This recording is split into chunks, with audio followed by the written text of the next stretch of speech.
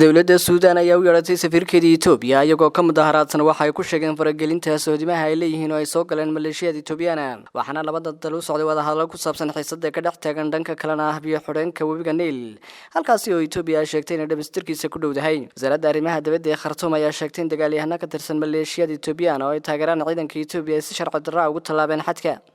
tanina waxaa dhalisay isku dhacyo horaantii toddobaadkan dhex maray labada dal isla markaasina lagu dilay askari reer Suudaan ah iyo cunug yar dhowr kalena ay ku dhaawacmeen ma jiro wax war ah oo ka soo baxay saraakiisha Addis Ababa muddo sanadaan beeraleyda Suudaan waxay ku doodayeen in dhigooda Itoobiya ay qabsadeen dhul beereedyo ku dhow sohdinta ay labada dal wadaagaan arrinta ayaa suuragal ah in ay noqotay mid degdeg ah sababtoo ah xiisad kale oo ka dhaxaysa dariska ayaa hore u jirtay taasi oo ahayd dhismaha biyo xireen ballaaran oo ku yaala dalka Itoobiya Suudaan iyo Itoobiya ayaa labaduba ku doodaya in ay luminayaan biyaha muhiimka ah ee webiga Niil haddii ay Itoobiya xirato wadahadalada u dhaxeeya Suudaan iyo Itoobiya ee Masarna ay ku jirto isticmaalka webiga Niil ayaa guuldareystay sida ay sheegtay wakaaladda wararka ee AFP wakaaladda ayaa soo xiganaysa wasiirka arrimaha dibadda ee Suudaan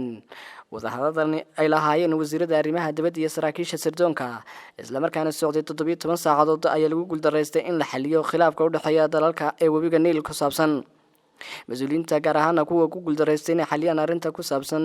biyo xireenkan oo ay ku baxayso $4 bilyan kaasi oo ay dhisanayso dowladda Itoobiya dowladda Masar ayaa ka soo horjeestay mashruuca biyaha ee webiga Niil ee Itoobiya oo ay doonayso inay ka dhaliso quwad koronto Masarna waxay sheegtay in biyo xireenkan uu saameynayo helidda biyaha Masar iyo beeraleyda dalkaasi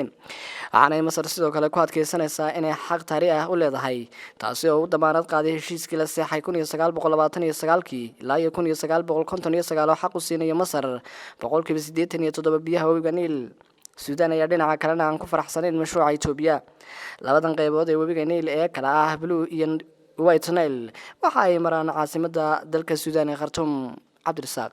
Ahmed Cabdi Koronto wararka Sunnis TV Hargeysa